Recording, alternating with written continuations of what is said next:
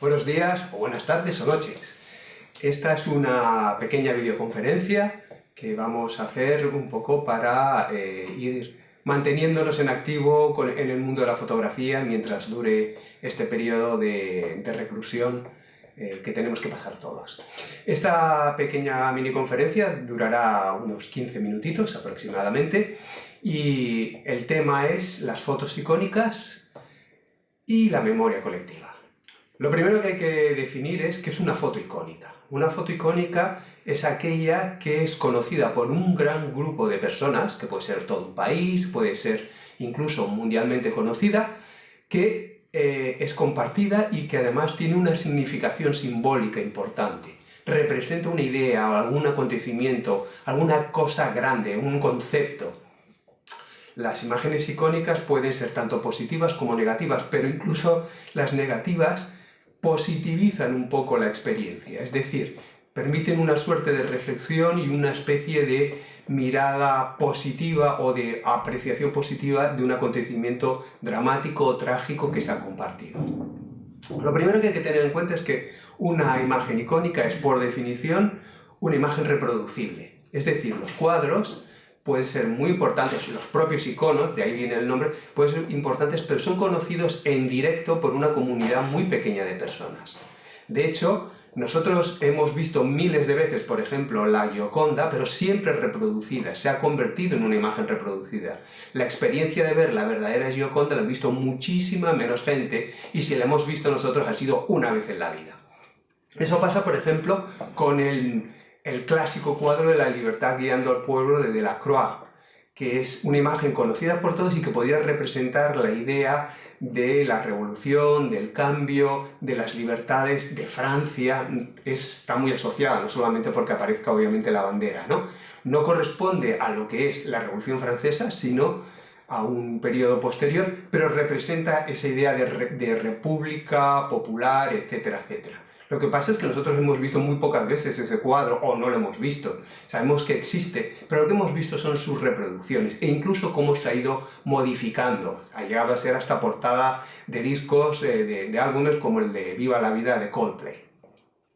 Las imágenes fotográficas que son iconos, vamos a estudiar un poquito cómo se hacen, cuáles son. Lo primero que hay que tener en cuenta es que hay imágenes icónicas que se pueden crear para generar un estado de ánimo, o que al nada más realizarse se entienden que pueden ser útiles para una idea. Y los estados, no solamente los totalitarios, sino incluso las democracias, han utilizado imágenes como referentes para la población de una idea, para conseguir una finalidad. Pero la gran mayoría de ellas toman el estatus de icono de una manera accidental. Generalmente, por ejemplo, hay fotografías que se crean para una cosa, pero se convierten en símbolos y representan algo mayor. El perfecto ejemplo es la foto de Che Guevara, realizada por Alberto Korda en 1960, que es una fotografía de fotodocumentalismo, de fotoperiodismo. Che Guevara está escuchando un discurso durante un funeral en el año 1960, y esa fotografía con el tiempo pasa de ser una fotonoticia a convertirse en una representación de Che Guevara, y luego incluso de lo que es la Revolución Cubana, e incluso después de la Revolución Mundial. El concepto de revolución, de cambio en general. De hecho, es una imagen que ha sido aplicada, ha sido modificada de mil maneras, entre otras cosas porque Alberto Korda liberó los derechos de autor en su momento. Lo que tiene la imagen del Che Guevara, que es muy interesante, es que es una imagen sencilla, es muy fácil de recordar, es un rostro que mira abstraído, tiene como una especie de mirada de un pensamiento elevado, y sobre todo es muy simplificable, se puede recordar con gran facilidad, y no solamente se puede recordar, sino que se puede convertir en un mural fácilmente, se puede pintar, se puede convertir en una serigrafía de camiseta, etcétera, etcétera. Objetivamente no es una fotografía muy fina en términos fotográficos, muy precisa, el foco es crítico, pero eso no es óbice para convertirse en una imagen icónica. Al contrario, casi parece que las imágenes que son defectuosas, entre comillas, pero que son sencillas de recordar, sencillas de leer, funcionarán como iconos. El perfecto ejemplo es la imagen de Robert Capa del desembarco de Normandía, el marine que está desembarcando el D-Day en junio de 1944. Esa imagen borrosa es muy sencilla en términos de lectura, se puede recordar bien.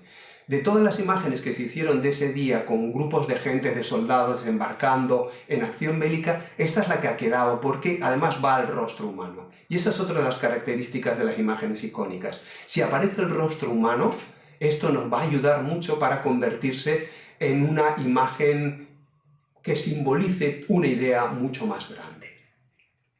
Hay imágenes que han sido construidas en su momento. Por ejemplo, sabéis que la famosa alzada de la bandera en Iwo Jima no es un fotodocumentalismo clásico, es una imagen montada porque en realidad se había izado la bandera una vez y se volvió a izar una segunda vez. Se convirtió rápidamente en un icono de la Guerra del Pacífico. ¿De acuerdo?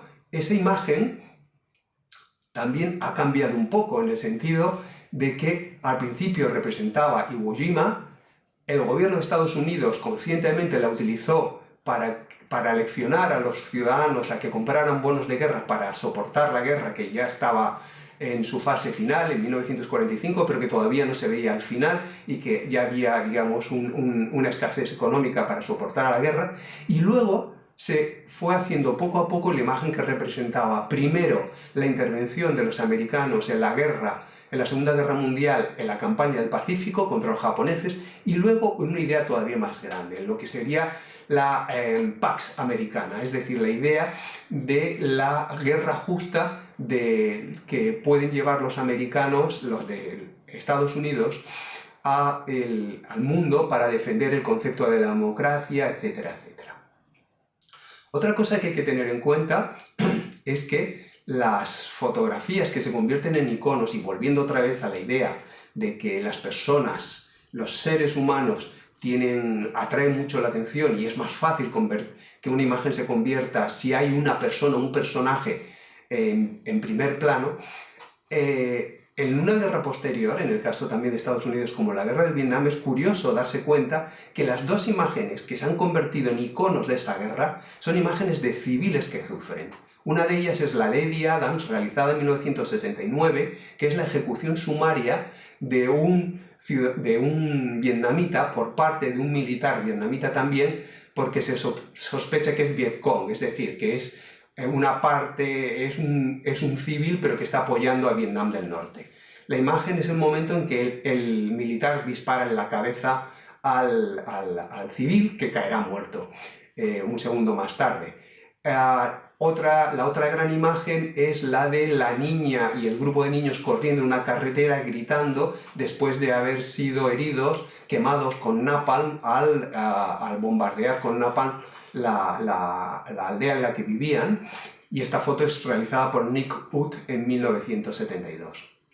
Es curioso darse cuenta de una cosa, que de ambas dos hay un vídeo, una filmación en cine, es decir, había ahí no solamente fotógrafos como Eddie Adams y Nick Ut, sino que habían otros compañeros de la prensa, y hay filmaciones de esta anécdota, entre comillas, terrible, pero anécdota dentro de lo que es toda una guerra. Hay pequeñas filmaciones. Pues todo y así, lo que se convierte en icono no es la filmación de la niña corriendo, ni la ejecución, que es completa, ¿no? El disparo y la caída del ejecutado al suelo. Lo que queda como imagen colectiva es la fotografía. ¿Y por qué? Si se supone que una fotografía es menos que una película. Pues justamente por eso, porque la fotografía, al extraer una loncha de tiempo, al convertir una imagen fija, permite reflexionar, permite sentir. Las imágenes de vídeo, las filmaciones, son como el continuo de la vida y se parecen demasiado a la vida, y es difícil convertir una idea universal a partir de un vídeo. Es más fácil hacerlo a partir de una imagen fija que se convierte en un punto de parada y reflexión o de sentimiento sobre eso que se está representando. Es por eso que, por ejemplo, en el ataque de las torres de las Torres Gemelas en Nueva York en 2001, el 11 de septiembre, a pesar de que hay muchísimas filmaciones, a pesar de que hay muchísimas fotografías, no ha quedado una imagen icónica fija en la retina. Y de ellas, por supuesto, ninguna es en movimiento. Quizás la que se acerque más al icono es la filmación en el cual se ve cómo el segundo avión impacta en la torre sur del World Trade Center. Esa filmación es muy cortita, son unos segundos, y esto nos lleva a la idea de que son como los GIFs, unas imágenes en movimiento, pero no dejan de ser fotografías en movimiento. No se convierte en icono una larga narración, sino una imagen en concreto. Otra de las ideas a tener en cuenta es que la cantidad de imágenes creadas de un acontecimiento no asegura la creación de un icono. Más bien parece que al contrario. Es decir, hay más imágenes icónicas de la guerra civil, de la Segunda Guerra Mundial, que de las guerras recientes. Estoy hablando de las guerras en los Balcanes, de la guerra en Bosnia-Herzegovina, estoy hablando de la guerra de Kosovo. También ocurre por una razón muy sencilla, y es que ahora hay un control de los medios de información y hay menos imágenes, o las imágenes son más neutras, o incluso guerras de guerrillas, donde hay muchas fotografías, como sí pasó en la guerra de Bosnia-Herzegovina. Sin embargo, la gran cantidad de imágenes no solamente no ayuda, sino parece que dificulta la creación de un icono. Quiero decir, tiene que haber suficientes imágenes para que haya una posibilidad de que se genere un icono, pero no tantas como para que éstas se acaben convirtiendo en ruido. Es complicado, ¿no? En el sentido de que hace falta que se esté, pero tampoco que nos llenen de imágenes, puesto que la suma, la gran concentración de imágenes da una idea general, pero es difícil centrar en una imagen en concreto. En ese sentido, las fotografías, por ejemplo, de la Gran Depresión en Estados Unidos funcionan muy bien porque se hicieron muchas imágenes, pero hay algunas que por una serie de características se han fijado en la memoria colectiva, y en concreto La madre migrante de Dorothea Lange, hecha en California en 1936, en la cual aparece una madre con unos niños y es un plano corto en que la mujer mira abstraída. Lo curioso es que de esa fotografía existen varias imágenes de la serie, pero la que se ha convertido en icónica es esta. ¿Por qué? Porque es una imagen que remite a algo particular, el sufrimiento de esta mujer, pero también sirve para representar algo más general. La abnegación, la entrega, la capacidad, la resiliencia de una mujer, de las mujeres, en los momentos de dificultad. De la misma serie hay una fotografía que es mucho más descriptiva, pero no emociona y no se ha convertido en el icono. ¿Por qué? Porque muestra tan solo como es. Sin embargo, en la otra, en la imagen que se ha convertido en un icono, ¿qué ocurre? Que está pensando, está reflexionando y le da una dignidad, una grandeza con la cual nosotros nos podemos sentir identificados. En ese sentido, las imágenes icónicas tienen que representar una idea, digamos, elevada, que funcione bien. En Estados Unidos significa la Gran Depresión, pero en el mundo representa una idea quizás más importante o más amplia, que es la resistencia ante las duras imposiciones que nos pueda dar la vida. Otra cosa que hay que tener en cuenta es que las imágenes, los iconos, cambian con el tiempo el significado. Ya lo comentamos con la fotografía de George Rosenthal de la toma de Iwo Jima o la de Dorothea Lange de la madre migrante, pero también hay que tener en cuenta que no solamente se amplían el significado, sino que también hay fotografías que en su momento de la toma no fueron icónicas, o sea, poco después de la toma, que estuvieron durmiendo muchos años y que luego se han convertido en iconos porque ha cambiado la mirada respecto al hecho que representan. Me explico. Después de la Guerra Civil Española, en la posguerra y sobre todo en la transición, cuando reaparecen las fotografías que se hicieron en la guerra, que literalmente estuvieron guardadas en maletas, como las fotografías de Agustí Centelles, al principio son los combates lo que se convierten en iconos. La icónica imagen del soldado cayendo muerto por una bala, que ya sabemos que hay mucha discusión si era una imagen montada o no, si era real o no, de Robert Capa, o las fotografías de Centellas Pero lo que ha pasado es que se han aparecido nuevas imágenes o han recobrado o han tomado una fuerza imágenes que en su momento no se entendieron como tan importantes. Por ejemplo, serían también de Robert Capa los brigadistas internacionales marchando de Barcelona en 1938. Hay un momento en el cual ellos se ponen a cantar la Internacional y Robert Capa hace fotografías. Hay un par de esas fotografías que han devenido en iconos, que se han utilizado en portadas de libros, que se han rescatado en cierta manera. Lo mismo ocurre con la fotografía de la miliciana Marina Ginestá, que está posando con el Mauser al hombro en la terraza del Hotel Colón. Son fotografías que durante más de medio siglo tuvieron una importancia relativa o que fueron casi desconocidas, pero ahora la Guerra Civil Española se lee de otra manera. Se lee no como un acontecimiento local, una oposición de fascismo frente a democracia, sino también como un acontecimiento internacional. Y la importancia de las brigadas internacionales, de la participación internacional en un conflicto que sería la antesala de la Segunda Guerra Mundial, ha tomado relieve. Es por eso que las imágenes de los brigadistas internacionales ahora es más importante, ahora se ha convertido en un icono.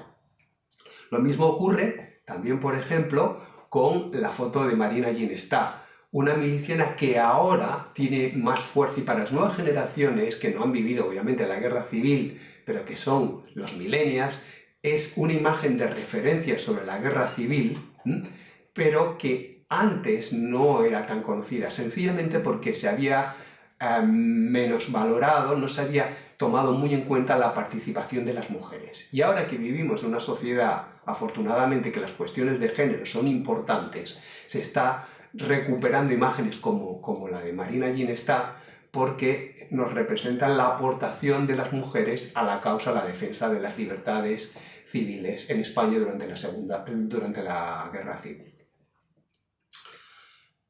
También hay que tener en cuenta que existen imágenes icónicas en el mundo del entretenimiento. Es decir, de hecho, casi se podría decir que uno de los problemas, entre comillas, de la industria del entretenimiento es la conversión de actores, de músicos, en iconos planos, en el sentido que son poco más que una imagen.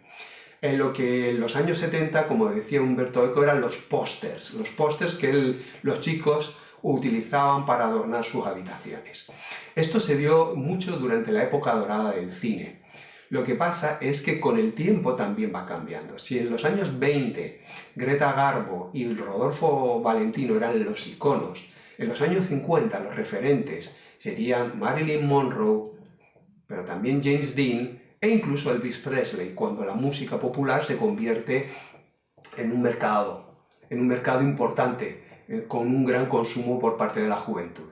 Cierto es que todos los actores mencionados, en este caso ahora Marilyn o James Dean o el Elvis Presley como músico, tienen varias fotos muy conocidas, pero hay alguna de ellas que es la más representativa, la que se convierte en el icono. También para las generaciones posteriores, hasta los años 70, hasta los años 80, pero con el paso del tiempo también se desgastan y se van oscureciendo. Sin embargo, es curioso cómo hay actrices, actores, iconos que por algún motivo, a pesar de ser imágenes antiguas, se han mantenido como iconos y que en la actualidad, 60 años después de generarse las fotografías, siguen siendo iconos de referencia, incluso cada vez son más importantes. El perfecto ejemplo sería Audrey Hepburn, o casi mejor decir Holly Golightly, el personaje de Desayuno en Tiffany's. Ahí, Audrey Hepburn, a pesar de que la fotografía se hizo en 1961, la famosa fotografía promocional en la que ella aparece vestida de negro, con un collar y fumando con una larga boquilla, que luego es interpretado para el cartel en dibujo, esa imagen no solamente no se ha hecho antigua, sino que ha ido cobrando modernidad. ¿Y por qué? Pues quizás porque Audrey Hepburn represente en la actualidad mejor los ideales de la gente joven y en concreto de las chicas jóvenes. Más que una Marilyn muy sensual, pero con una belleza orientada a agradar a los hombres. Audrey Hepburn es la elegancia, es la feminidad, es el libre albedrío, el libre criterio, una ligereza, pero a la vez una elegancia natural, ¿no? Y es más bien una belleza de una chica que está a gusto consigo mismo, que quiere, digamos, ser guapa para ella misma. En ese sentido es bastante más contemporánea, ¿no? Lo mismo que ocurre con el rescate de las fotografías de mujeres de periodos históricos. Y luego ya una última percepción es también ver cómo cambian, cómo dentro del mismo grupo, del mismo sujeto, las imágenes icónicas que los representan también han cambiado. Obviamente los Beatles son mucho más que música, representan una forma de entender la vida, el cambio de una sociedad en los años 60, una vida más relajada, más franca, menos formal, menos rígida. Pero si bien en los años 60 y 70 y en los 80 la imagen más icónica quizás de los Beatles era aquella en la que aparecían en una escalera y se asomaban en la época que llevaban los famosos cortes de pelo y los trajes todavía Beatles, es decir, los primeros Beatles, y que ellos aparecen agrupados y son como una unidad. Sin embargo, la imagen que ahora tenemos en mente de los Beatles es esencialmente, el icono es la imagen del Abbey Road. No solo porque hace poco que se han cumplido 50 años de la famosa portada y de la publicación del disco, sino también porque representa la idea más actual que tenemos de los Beatles, que es 4 unidades, 4 individualidades fuertes, creativas, que trabajan juntos, están en la misma línea, pero que cada uno tiene su propio carácter, tiene su individualidad. Son 1 más 1 más 1 más 1, no un 4 en general que funde todas las personalidades. Esto creo que no solamente tiene que ver por las informaciones que han corrido acerca de cómo los Beatles en su etapa final tenían sus conflictos, sus diferencias, sobre todo entre Lennon y McCartney, sino porque también representa la imagen actual del creador, la creadora, un individuo, ¿no? Individuos, o a lo mejor que los grupos son sumas de individuos que generan algo, más que un colectivo donde las personalidades se diluyen. Bueno, podría extenderme muchísimo más, ya los que me conocéis ya lo sabéis bien, pero lo vamos a dejar aquí. Solamente cabe preguntarse cuál será la imagen icónica que compartamos todos cuando hayamos superado esta cuarentena y este cambio de paradigma que va a suponer el COVID-19. Muchísimas gracias a todos. Seguid mirando, seguid fotografiando, con la cabeza, con el corazón y también con la cámara. Gracias.